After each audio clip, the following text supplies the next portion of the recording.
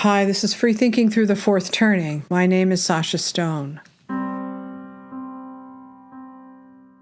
They've been Hidin, Biden, and Harris since the 2020 election. Team Joe wasn't a popular place to be back in May of 2019 when I was invited to a fundraiser in Hancock Park at the home of wealthy donor Cynthia Telles. The Democratic primary had only just begun, but it was wide open then, and almost no one wanted Joe, an old white guy. For 4 years, the party had lost its mind and lost its way over Trump.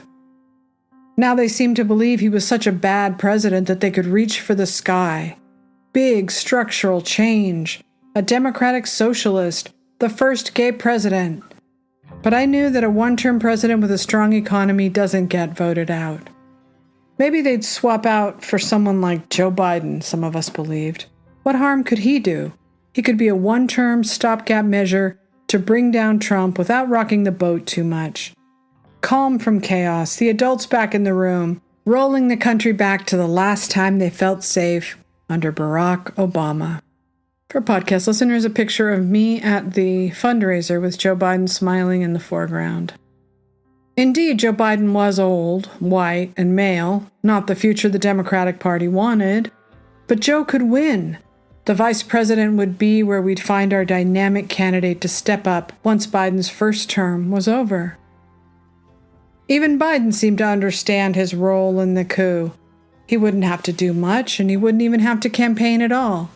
There would be a massive, unprecedented alignment of power, ready and willing to win the election for him. I sensed he knew this after he emerged from the mansion with the donors who paid more to sit down with him. He reminded me of so many celebrities I'd seen in the past, who knew they would be getting nothing but favorable coverage. They aren't worried, they're confident. Podcast listeners, a picture of Biden with Cynthia Telles in May of 2019. What could possibly go wrong? Turns out, everything.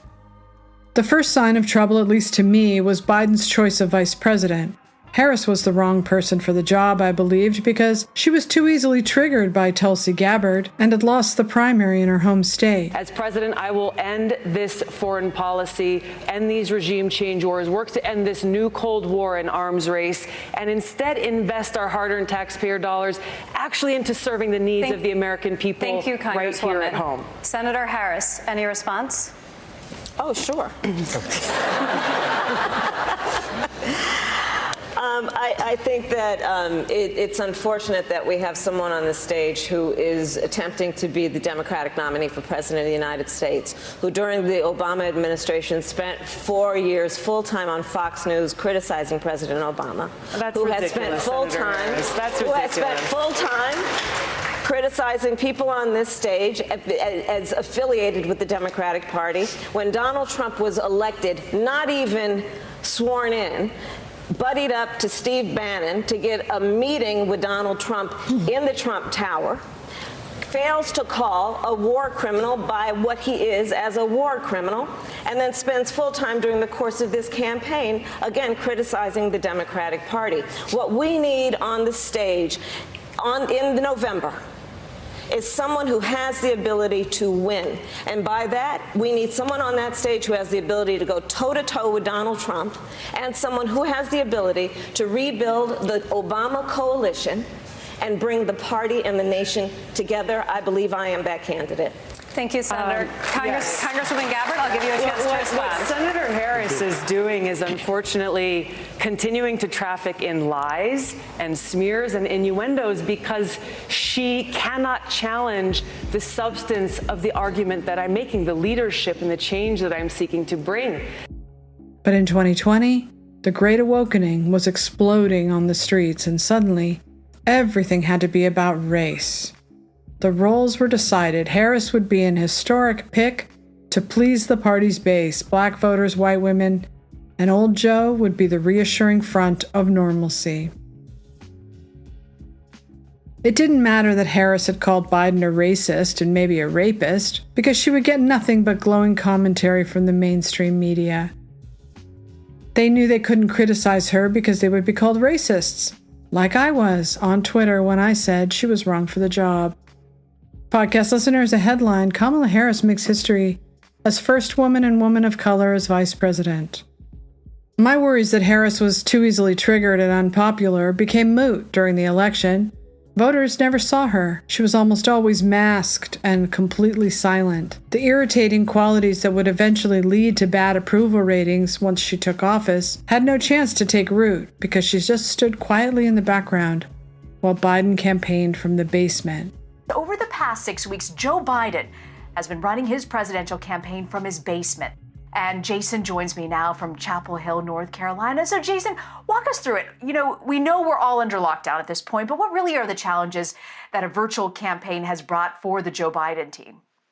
Well, I think there are a couple challenges. There's a mechanical challenge, just in the sense that, he can't go out into the country. Typically, the way a candidate gets his or her message out is they travel to a place, they have a rally there. There might only be a few hundred people at the rally, but it gets local news coverage. People who are at the rally post about it on social media.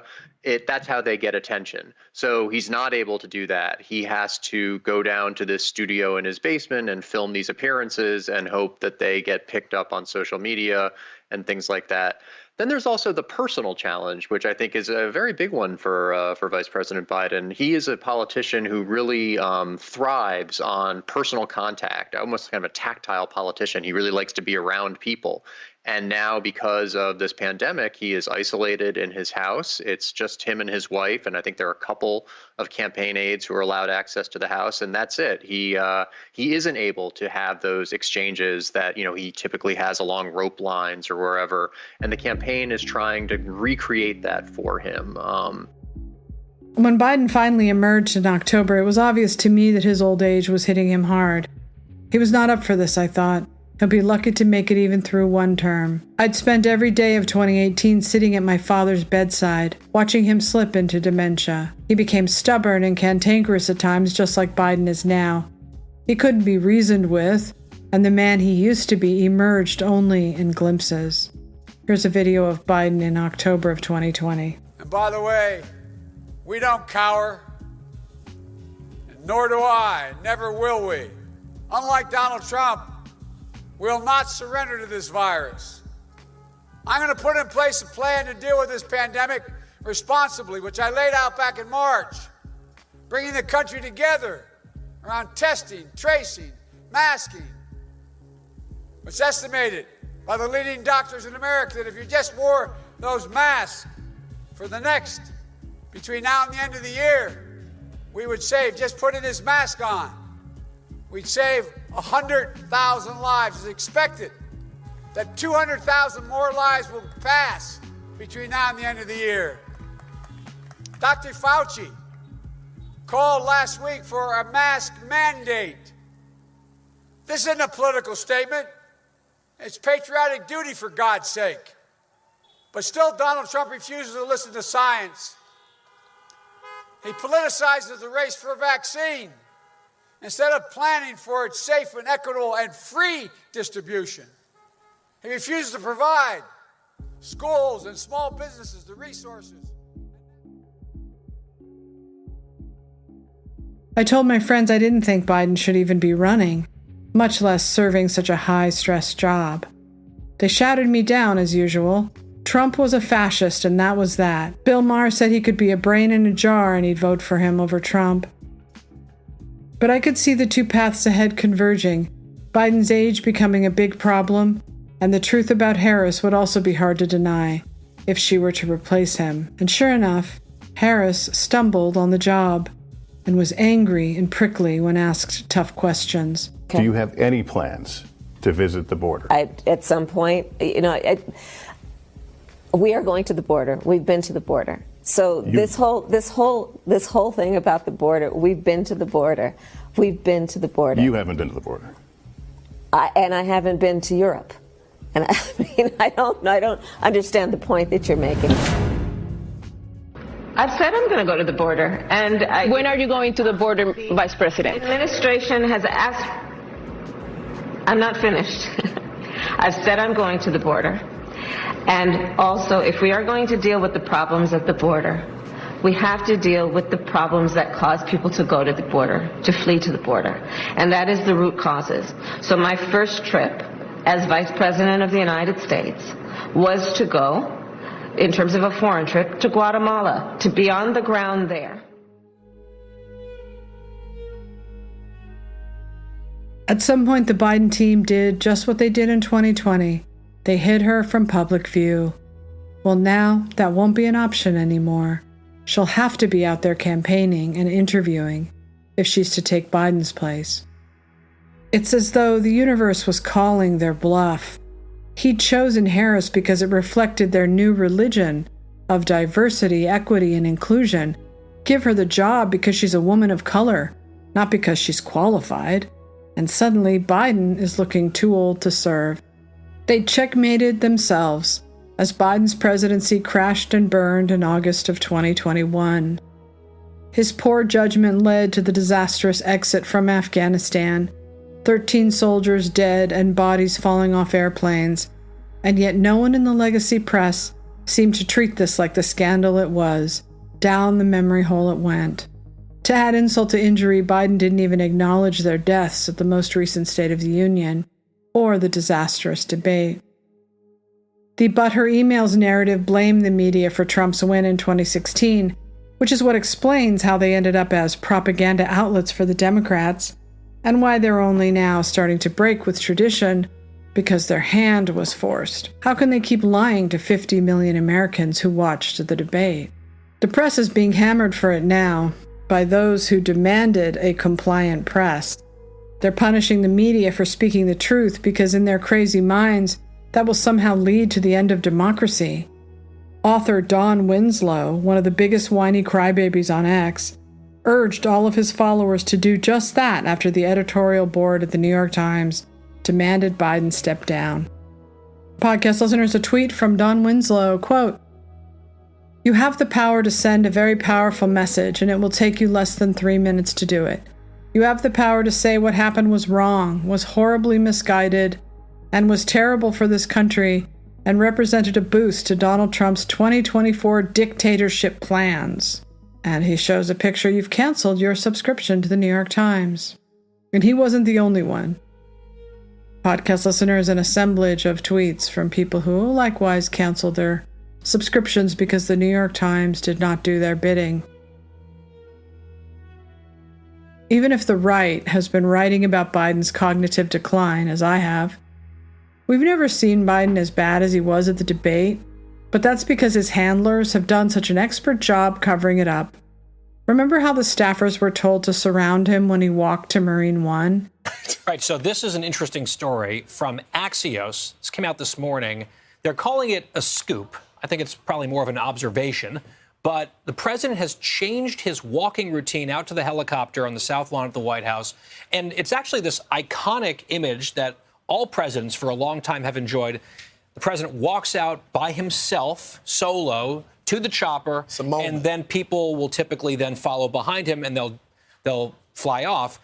But apparently the aides decided and his team and handlers decided his gait, his walk is looking a little shaky these days. And so they've started to surround him with people, a whole like coterie of hangers-on to accompany him, almost escort him out there. So maybe the way he's walking is less noticeable. Politico, they said in March he was walking by himself or with a family member like his wife. But starting April 16th, he was joined by staffers or lawmakers 9 out of the 10 times. So it just appears that they're changing. Axios is always also the one who did the story on changing his shoes so that he wears smarter shoes.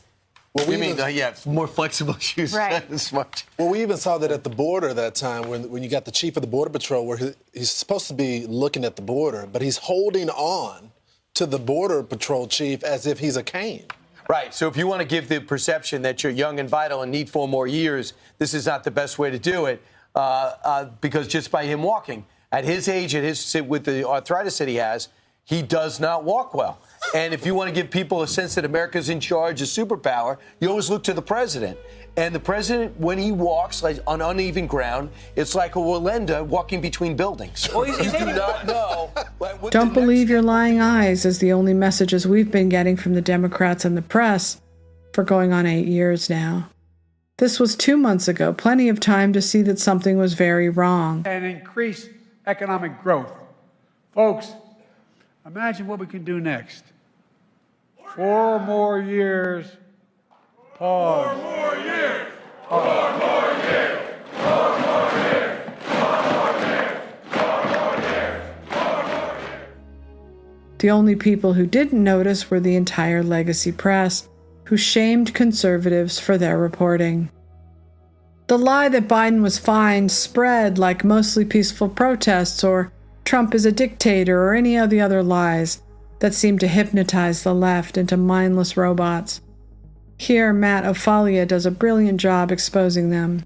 This version of Biden, intellectually, analytically, is the best Biden ever. He is sharp, intensely probing, and detail-oriented and focused. For example, we have 1,000 trillionaires in America. Billionaires in America. This is a man who is sharp, who is on top of his game, who knows what's going on. He's smart. He's on his game. His mental acuity is great. This is a very sharp president. And the people that I've talked to say he's as sharp as a tack. He's fine. They say he's sharp. There's not a problem. He was sharp. He was sharper than anyone I've spoken to. The president is sharp and he is tireless. He is sharp as ever. And he's fine. All this right-wing propaganda that his mental acuity has declined is wrong. His brain is good. He's still great. He is sharp in meetings. I believe the people who say that behind closed doors, Joe Biden remains sharp. In meetings, Joe Biden is sharp. He's sharp. He's fit. There is nothing to these challenges, these suggestions that somehow he's not sharp. He's sharp as a tack. Making sure that we're able to make every single solitary person eligible for what I've been able to do with the with the COVID. With dealing with everything we have to do with. Look, if we finally beat Medicare. Thank you, President Biden. President Trump? Well, he's right. He did beat Medicare. He beat it to death. Actually, Joe Biden is sharper and has more mental acuity than Donald Trump, because more people believe that actually Joe Biden's mental acuity is better than Donald Trump. I mean, he's sharp he's funny, he's sharp as a tack. Kamala Harris says he is up to this task. He's, sharp as a tack. He's smart, he's energetic. One of the themes this election cycle is that Joe Biden is too old to lead. And so everyone is seizing upon this.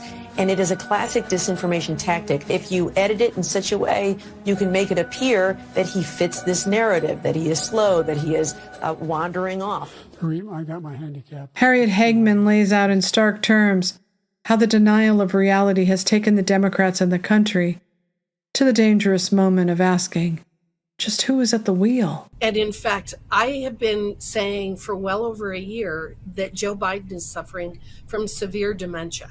So what is surprising to me is the reaction of the press, who are now trying to act as though they didn't know that this was the situation. And the reality is that there have been a lot of people who have been working overtime to try to cover up the fact that he is not cognitively all there.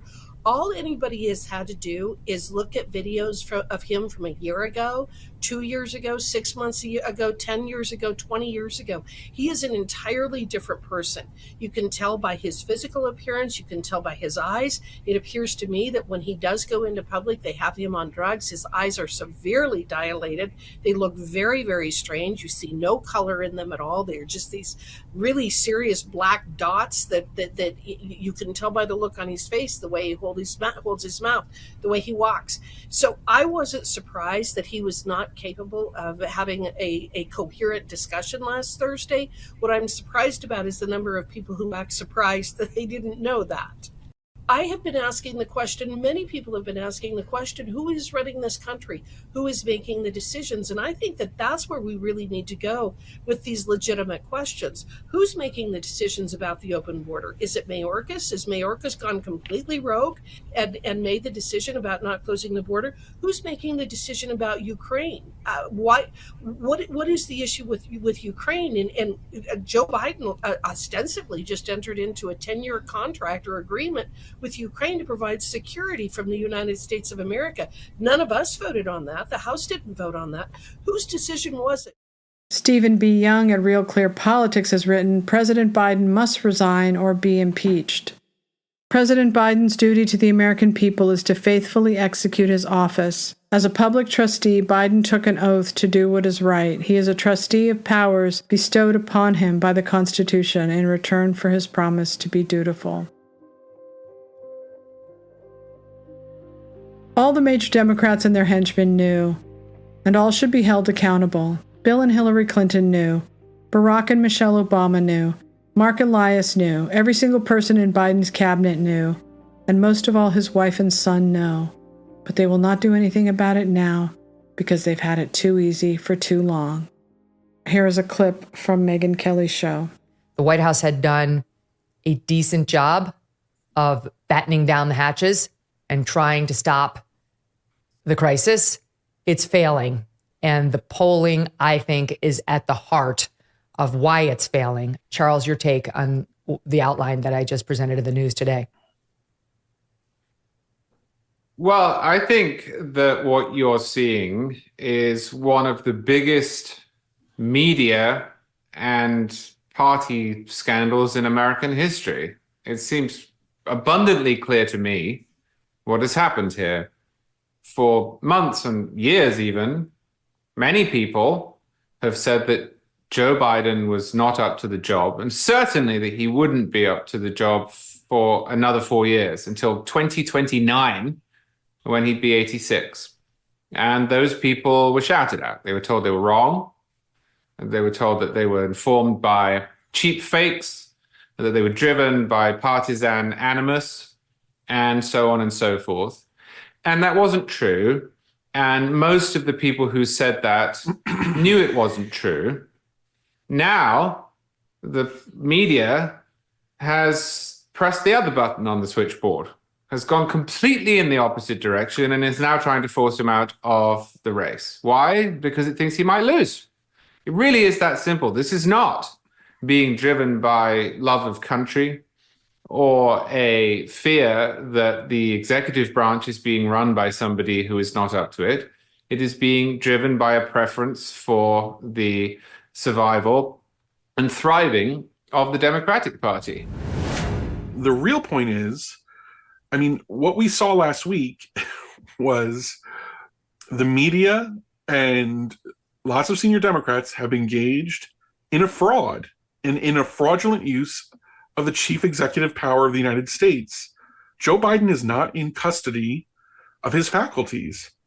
He is he is being held in custody by his wife, his son, and aides that no one's ever heard of, like Annie Tomasini, his deputy chief of staff, or Jill Biden's senior aide, Anthony Bernal.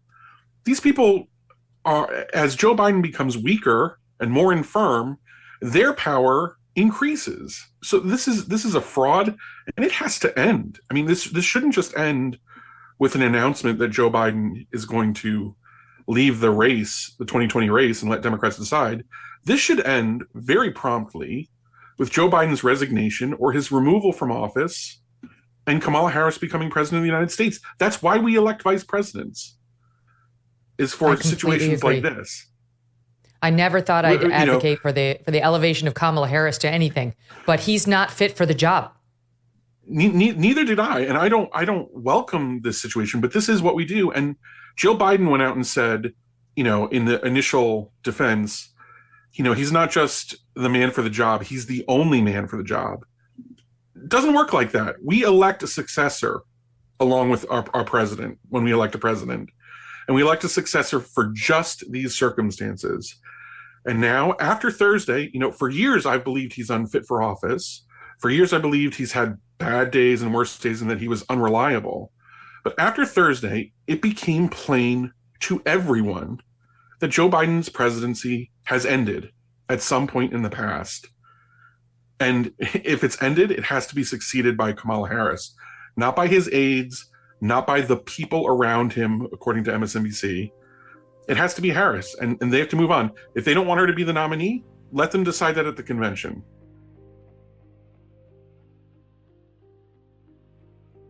It all goes back to 2020. I know everyone wants to move on from the 2020 election and talk about the future, but I'm stuck back there because I felt so betrayed by everyone and everything I trusted. It wasn't just about Trump. It was about our so-called democracy. Trump represented millions of voters. A group of powerful elites did not have the right to decide for them, or for any of us, how our elections should be run. They had an entire propaganda press to gaslight us and manipulate the narrative, all to take Trump out of power. They all pretended the Hunter Biden laptop was Russian disinformation. All of the Democrats lied during the Democratic National Convention. They looked all of us in the face and said the protests were peaceful, and never once did they mention the victims of that summer. Not the cops who were injured or killed, not the businesses that were lost, not the rising crime that came in the wake of defund the police. They have taken accountability for none of it. But at least it's catching up with them now, 4 years later. They hid Biden and they hid Harris, and this is the result. Now that the press feels safer coming out from hiding and starting to act almost like journalists now, we should never forget what they did. For podcast listeners, a headline: this is what the 25th Amendment was designed for. And a tweet from Amanda Fortini: journalists are not supposed to wait until it feels safe to write the truth. They don't seem prepared to apologize to all of us for what they've done. They can't even admit it to themselves. A tweet from Megyn Kelly: these people are deluded. And she's quote tweeting Eric Wemple, who says, New York Times executive editor Joe Kahn today sent out a note to staffers that included these thoughts about the newspaper's role in covering Biden's age.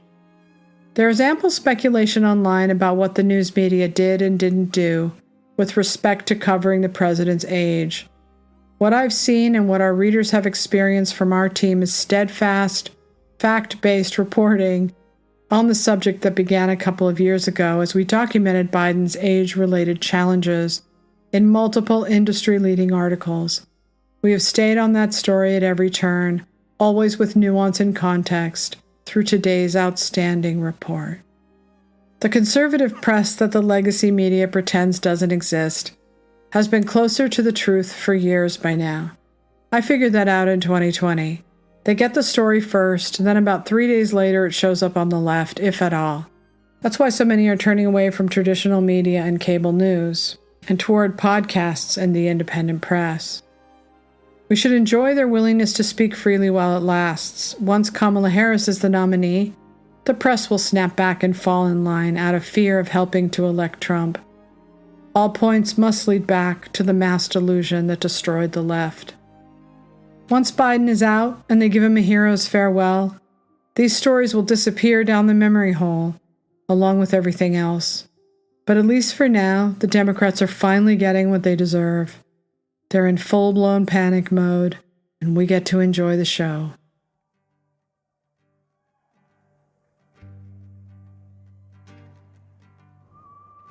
Coming up, Part 2, Mass Hysteria and the Collapse of the Left's Empire.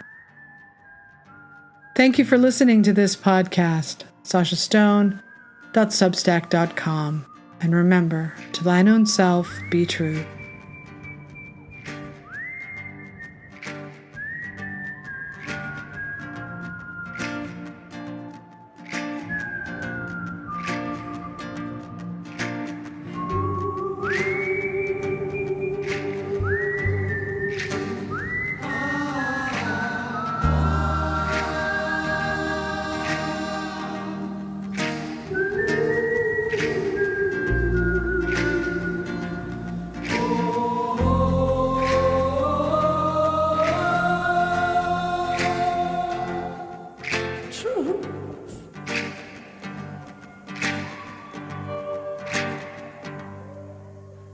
Truth is that I haven't shook my shadow, and every day is trying to trick me into doing battle. I call out faker, trying to get me rattled, trying to put me back behind the fence with the cattle. Building your lenses, digging your trenches, put me on the front line, leave me with a dumb mind with no defenses but your defenses. If you can't stand to feel the pain, then you are senseless. Since this, I've grown up some different kind of fighter, and when the darkness comes, let it inside you, and your darkness is shining, my darkness is shining. Have faith in myself.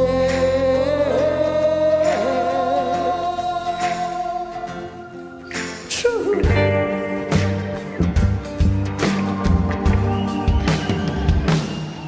I seen a million number doors on the horizon. Now which is the future you're choosing before you gon' die? And I'll tell you about a secret I've been undermining. Every little lie in this world come from dividing. Say you're my lover, say you're my homie.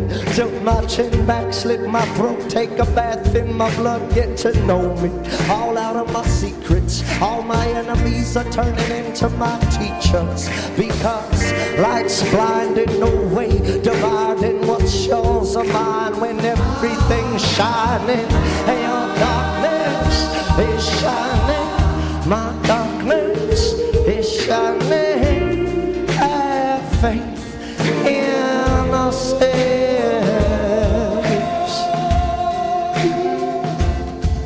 Truth.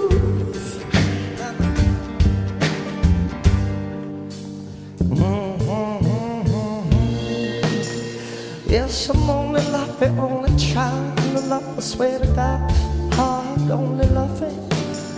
I wanna only love you, but you say it ain't loving. Plus I'm trying to only loving. You say it ain't loving, not loving, ain't loving, not loving, not loving. Swear to God, I'm trying hard to love you, but it's getting weird loving. Plus I'm trying to. You say it ain't loving, ain't loving, not loving, ain't loving, my loving.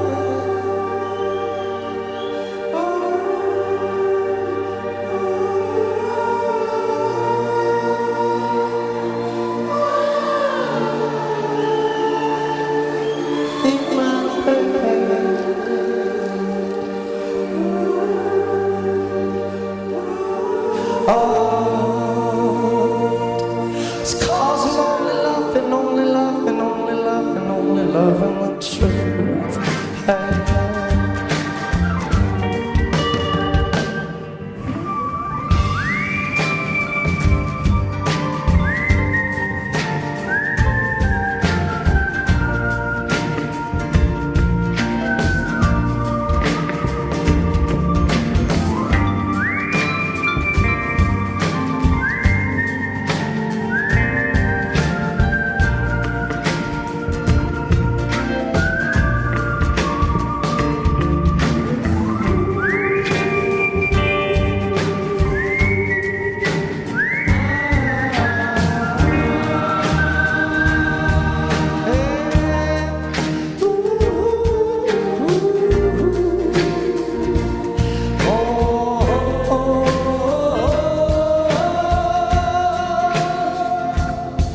True.